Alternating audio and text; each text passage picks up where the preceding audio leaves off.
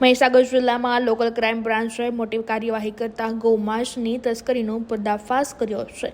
Local crime બ્રાન્ચના કર્મચારીઓ ચારકોશિયા નાકા નજીક વોચમાં હતા।